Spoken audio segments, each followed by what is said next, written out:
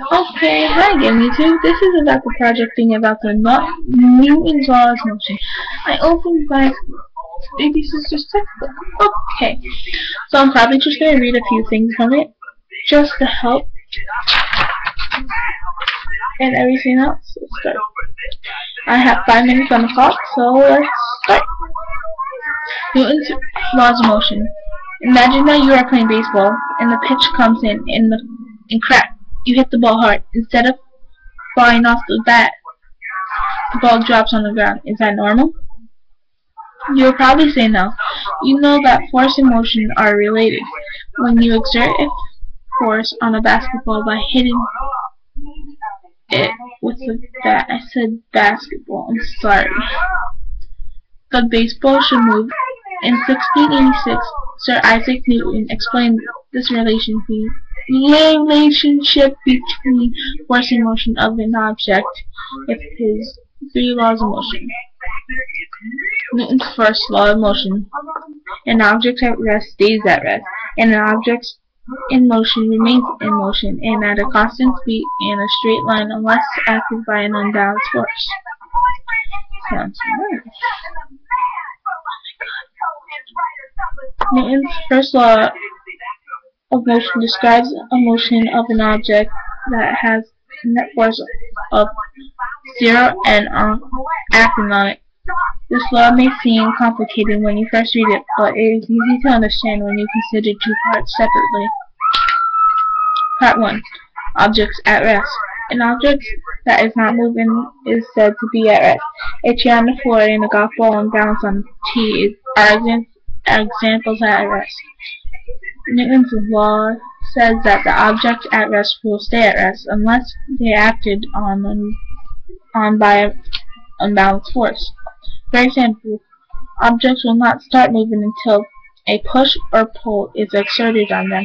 So a chair won't slide across the room unless you push the chair, and a golf ball won't move unless the tee unless the ball is struck by a golf club.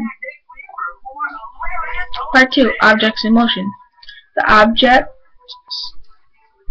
second part of Newton's first law is about the object moving in a certain velocity.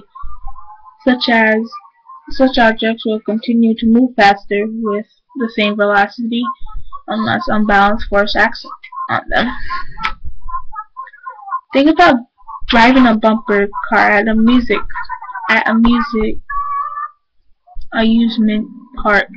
Your ride is pleasant as long as you're driving in an open space. But name of the bumper cars, sooner or later you are likely to hit into another car. Your bumper car stops when you hit the other car, but you continue to move forward until the force from your seat belt stops you. Frictions in Newton's first law. The object in motion will stay in motion forever unless it is acted upon by an unbalanced force. So you should be able to give a desk a push and send it flying across the floor.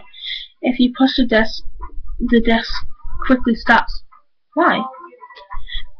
There is an unbalanced force that acts upon the desk to stop its motion. That is an unbalanced force. That unbalanced force is friction. The friction between the desk and the floor begins to work against the motion of the desk. Because of the friction, observing the effects of Newton's first law is often difficult. For example, friction will also cause a rolling ball to slow down and stop. Friction will also make a car slow down if the driver lets up on a speed gas pedal. Because of friction, the motion of object changes. I'm sorry, I'm not really good at the moment. I'm really tired.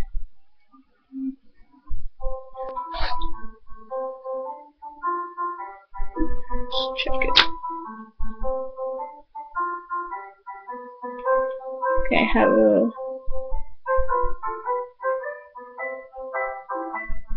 Hold on.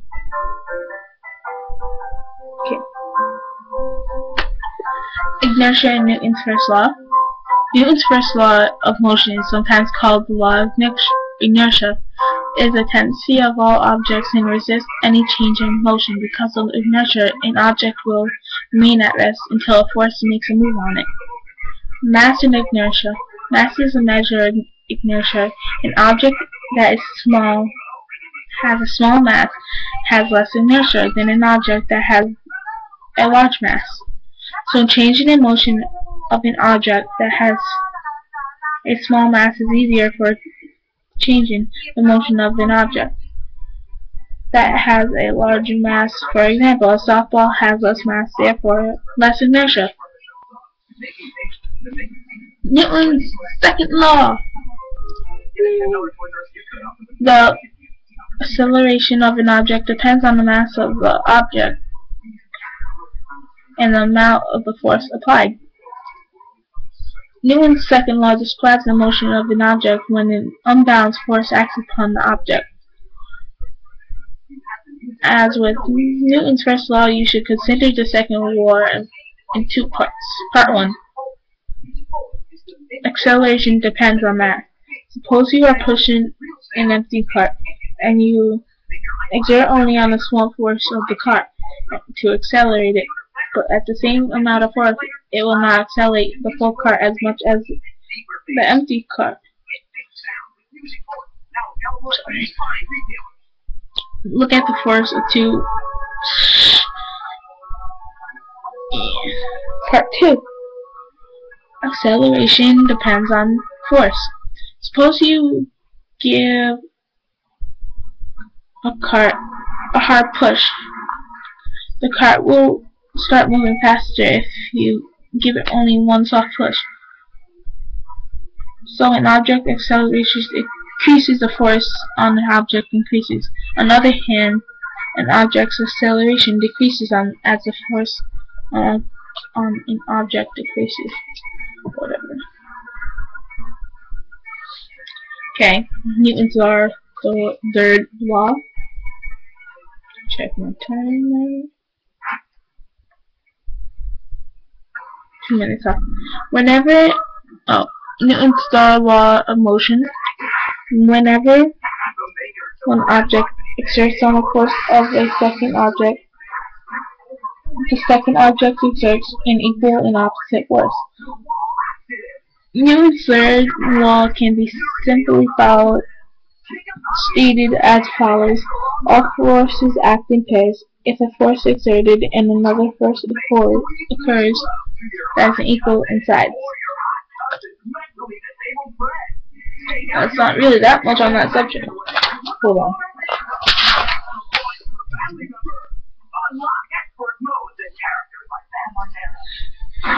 I'm going to read you the summary, then I think I'll be out of time. Before I read the summary, I'm going to put the laws in the description box, so just in case you couldn't understand my reading. I couldn't either. Okay, summary. Newton's first law of motion states that the motion of an object will not change if no unbalanced forces act on it. Objects at rest will not move unless it acted upon an unbalanced force. Objects in motion will continue to move at a constant speed in a straight line unless acted upon by an unbalanced force. Inertia is a tendency of matter to resist a change in motion. A mass is a measure of inertia. Newton's second law states that the acceleration of an object depends on its mass and the force exerted on it. Newton's second law is represented by the following equation: F equals N times A. With a butterfly, when he flaps his wings, that has a huge effect all the way around the world, like in Japan and stuff. Okay. Newton's third law of motion states whenever one object exerts on the force of its second object, the second object exerts an equal and opposite force of the first object. Let's do a question. See if you guys could answer this question.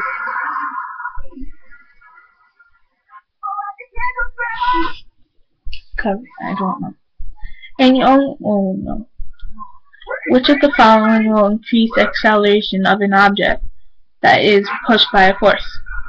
A decreasing mass of an object. B, an increasing mass of the object. Increasing of a pushing object. D, both A and C. That's my video. Okay, bye.